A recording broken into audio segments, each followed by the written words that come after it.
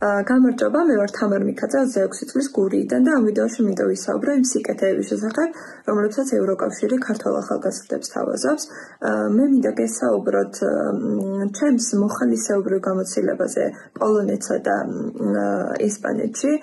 პოლონეთი იყო პირველი ქვეყანა, სადაც ამ პროგრამის მეშვეობით წავედი და ეს მოხდა უნივერსიტეტის დასრულებისთანავე, რაშიც დამეხმარა ადგილობრივი არასამთავრობო ორგანიზაცია სტუდენტური ახალგაზრდული სათათბირო. ეს გამოცდილება ჩემს ცხოვრებაში გარდამტეხი იყო, რადგან მოგეხსენებათ, ჩვენს ქვეყანაში ძალიან რთულია უნივერსიტეტის დასრულების შემდეგ დაიმკვიდრო თავი იპოვო ღირსეული სამსახური და რეალიზდე. ამიტომ ამ გამოცდილებამ მე მომცა როგორც პროფესიული განვითარების შესაძლებლობა, ასევე პიროვნული განვითარების და ეს იყო უმნიშვნელოვანესი. ამის შემდეგ, რამდენიმე წლის შემდეგ, იგივე მოხალისეობრივი პროგრამით, ოღონდ უფრო ხანგრძლივი დროით წავედი ესპანეთში. აქაც არასამთავრობო ორგანიზაციაში ვმუშაობდი, ვასწავლედი ინგლისურს და ვიყავი მასწავლებლის ასისტენტი დამხმარე დაწყებით კლასებში და ამ გამოცდილებამ ძალიან მნიშვნელოვანი რამ დამანახა და ვფიქრობ, რომ მნიშვნელოვანია ამაზე ვისაუბრო. როდესაც შენი ქვეყნის მდგომარეობას უფრო შორიდან უყურებ, ეს უფრო თვალსაჩინოდ ხდება, თუ რამდენი მდგომარეობაშია შენი ქვეყანა.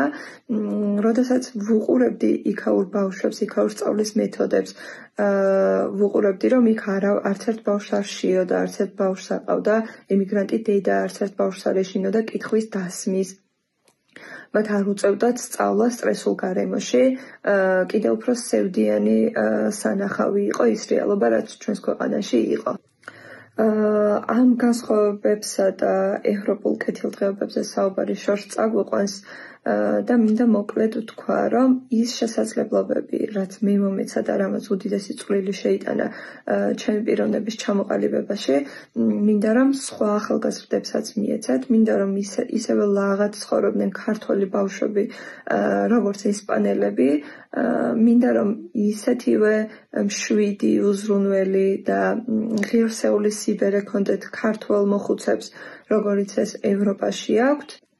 სწორედ იმიტომ, რომ ასეთი მომავალი გქონდეს, უნდა გავიაზროთ ყველამ, რომ ჩვენი ქვეყნის ერთადერთი ჭეშმარიტი და ნათელი მომავალი არის ევროპული და თუ დავუშვებთ და ვინმე საშუალებას მივცემთ, რომ ამ გზიდან გადაგვახვევინოს, ეს იქნება დამღუპველი შეცდომა ჩვენი ქვეყნისთვის, რომელსაც ალბათ ვერასდროს ვერ გამოვასწორებთ და მნიშვნელოვანია ეს ყველამ გავიაზროთ და დავრწმუნდეთ იმაში, რომ ჩვენი ქვეყნის მომავალი მხოლოდ ევროპაშია.